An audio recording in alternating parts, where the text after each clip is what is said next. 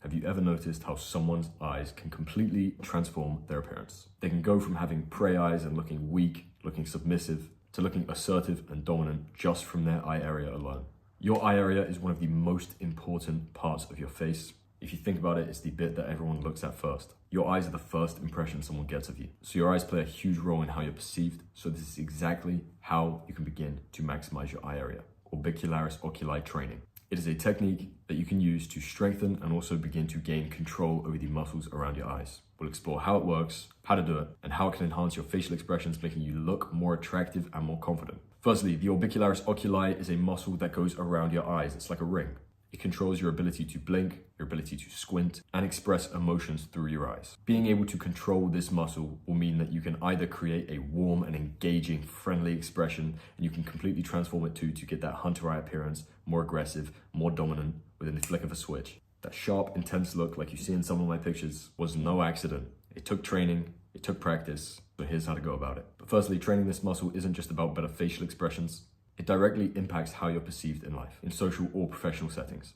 A strong orbicularis oculi contributes to facial symmetry, and symmetry is one of the key factors of attractiveness. Having good control of this muscle will also enhance your ability to have genuine expressions. You may be having genuine emotions, but if you don't have enough facial control, how can you convey that? And when you enhance this muscle, you improve your ability to show genuine emotions, making you appear way more charismatic and way more approachable. And don't forget, your social charisma is a huge factor in what makes you attractive. No, it's not just all about the way you look, about the way you hold yourself, the way you talk, the eye contact you can hold. And not only that, when you improve your eye contact through training this muscle, you're going to find that people will engage a lot better with you in conversations. Before and after improving my eye area, the difference when I was speaking to people is outstanding. I'm telling you, after I improved my eye area, if I am looking at someone with an intense stare, listening intently to their conversation, often start blushing, sometimes they look away, sometimes they say, why are you looking at me like that? So 100% improving your eye area is going to make a huge difference. So let's get into the actual training techniques. The techniques are simple, but consistency is key for noticeable results, like everything. The first is going to be squinting. Try and do this indefinitely throughout the day, but ensure that you are not having any wrinkles in your forehead whatsoever, like this.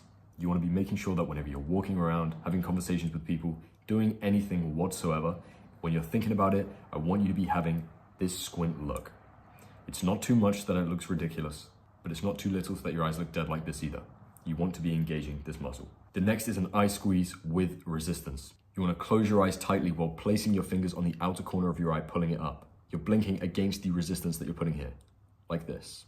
You can do it one at a time or with two hands, like this. With all of these sets and reps aren't so important. You really just want to do it until you feel a burn. Now, this one will most effectively train your orbicularis oculi, but don't forget, so much actually goes into what makes your eye area look good that simply training the muscle might not be enough. This is where expression control comes into play.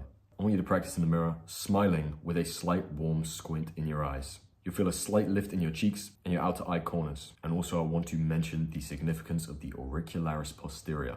A lot of people got confused when I started talking about this because it is the muscle behind your ear. If any of you can wiggle your ears and make them move back and forward without you touching them, that is because you are engaging that muscle. So what the hell has that got to do with your eyes? Well, it can actually give you a more positive perceived canthal tilt. What do I mean by a perceived canthal tilt? Well, your eyelid hooding can have a huge effect on how your canthal tilt looks.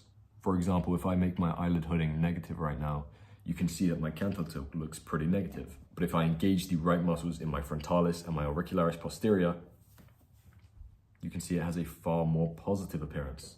Now, a lot of people say this looks strange. Maybe you like it, maybe you don't. The technique is there if you want it. Remember that beauty is not found in features, it's found in proportion. So though this will change the actual feature and make your eyes look completely different, you should be assessing with yourself and the other people in the community. You can ask around and see whether it looks better or not. Looking good and glowing up is so specific to you that you need to understand these methods and try them, but understand that there's no one method that will work for everything. It worked really well for me, it might not for you. It's best to get a load of second opinions and see for yourself. So what can you actually expect after consistent orbicularis oculi training? After 1 to 2 weeks, you're just going to notice that you're getting better facial control. 1 to 2 months, you're going to notice that the squinting that you've been doing throughout the day is going to become far more subconscious. Your eyes are going to appear more slit-like without you having to even think about it. And after 6 months, your eyes should look far more youthful, have a sharper appearance, and have more of a hunter eye appearance than they did before. But here are some mistakes that you should know so that you can avoid them. Firstly, do not overexert the muscles. When you strain or overdo the exercises, you could actually lead to gaining more wrinkles. The The key is consistency, not doing loads in one go, but implementing it 5 or 10 minutes every single day will do the trick. The other mistake is ignoring other facial muscles. While focusing on the eyes is indeed important, you want to balance it with training other facial muscles too. And the third mistake is inconsistent practice. Doing the exercises occasionally won't lead to noticeable results. Consistency is 100% key. So start small, stay consistent, and let me know in the chat how these exercises are working for you a couple weeks down the line. Much love.